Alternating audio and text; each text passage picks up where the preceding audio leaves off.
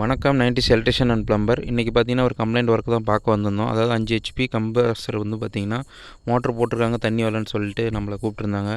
சொல்லி பார்த்திங்கன்னா நம்ம அடுத்த நாள் தான் போயிருந்தோம். தண்ணி இல்லாமல் ரொம்ப சிரமப்பட்டுட்டு இருந்தாங்க. அதாவது பார்த்திங்கன்னா எல்போ யூனியன் எல்லாமே பார்த்திங்கன்னா துருப்பிடிச்சி தண்ணி ஒழுவி அந்த இடத்துல துருப்பிடிச்சி எல்லாமே மரம் கட்டாயிருச்சு. 2-3 ஜாயிண்ட் வந்து கட்டாயிருந்தது. அதாவது பார்த்திங்கன்னா காற்று லைட்டாக போயிட்டு இருந்தது. நம்ம கழட்டும் போதே பார்த்திங்கன்னா எல்போவில் மரம் பாருங்கள் கட்டாயிருச்சு.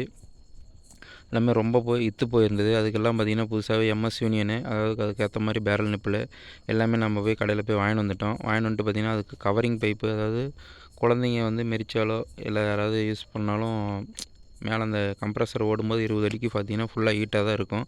அதுக்காக பார்த்திங்கன்னா எலக்ட்ரிக்கல் பைப் ஒரிஞ்சு பைப்பு உள்ளே போட்டு கவரிங் பைப் மாதிரி போட்டுவிட்டு அதுக்கப்புறம் நம்ம எப்பயும் போகிற மாதிரி நூலை சுற்றி செல்லாக்கு தடவி நம்ம யூனியன் ஃபஸ்ட்டு ஏற்றிட்டு அதுக்கப்புறம் எல்போலாம் போட்டு எல்போ வந்து ஹோல்ஸ் இருக்கா, அதாவது ஓட்டை இருக்கான்னு சொல்லி ஊதி பார்த்து செக் பண்ணி எல்லாமே வந்து பர்ஃபெக்டாக பழைய மாதிரி இருந்த மாதிரியே மாட்டி விட்டுட்டோம்.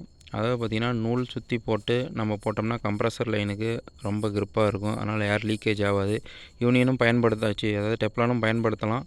இருந்தாலும் பார்த்திங்கன்னா நம்ம நூல் போட்டு போகிறது இன்னும் கொஞ்சம் சேஃப்டியாக இருக்கும். ஒர்க்கு வந்து நம்ம மறுபடியும் வந்து கழட்டும் போது பார்த்திங்கன்னா ரொம்ப டைட்டாக இருக்கும். டெப்லான் போட்டு கழட்டினீங்கன்னா டக்குன்னு லூஸ் ஆகிரும் இன்னொரு ஜாயிண்ட் டைட் வைக்கிறதுக்குள்ளே.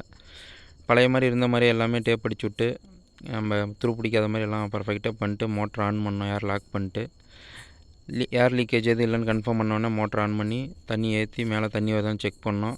தண்ணி பார்த்திங்கன்னா ஃபுல் ப்ரெஷரோடையே நல்லாவே ஒர்க் ஆணுச்சு. இந்த ஒர்க்கை முடித்து கொடுத்துட்டு நம்ம வந்துட்டோம். நம்ம ஒர்க் எப்படின்னு சொல்லிட்டு கமெண்ட்டில் சொல்லுங்கள். நன்றி, வணக்கம்.